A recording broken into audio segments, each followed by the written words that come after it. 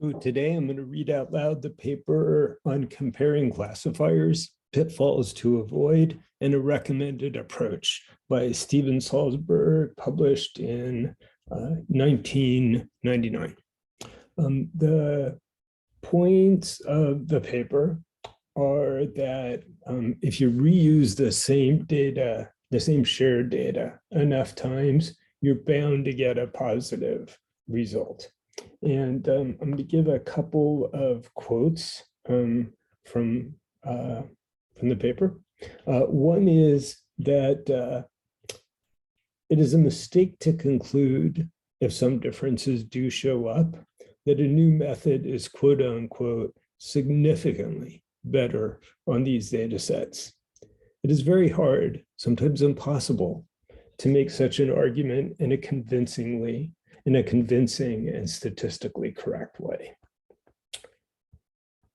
All right, so let's start reading. Again, the paper's title is On Comparing Classifiers, Pitfalls to Avoid, and a Recommended Approach.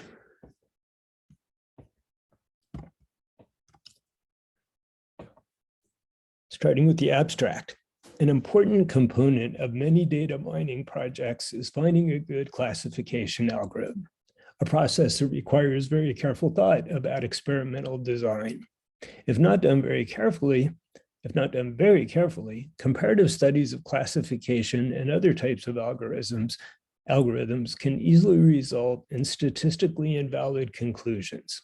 This is especially true when one is using data mining techniques to analyze very large databases, which inevitably contain some statistically unlikely data.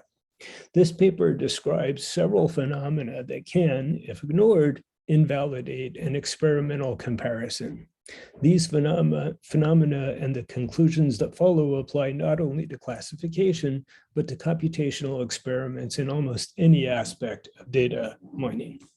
The paper also discusses why comparative analysis is more important in evaluating some types of algorithms than for others, and provides some suggestions about how to avoid the pitfalls suffered by many experimental studies.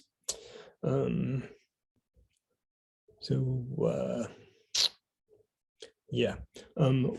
point that I think is important for a natural language processing person is, as the author points out, that the problem of not having good experimental design in classification is especially an issue when you have very large data sets, which is certainly the case in natural language processing.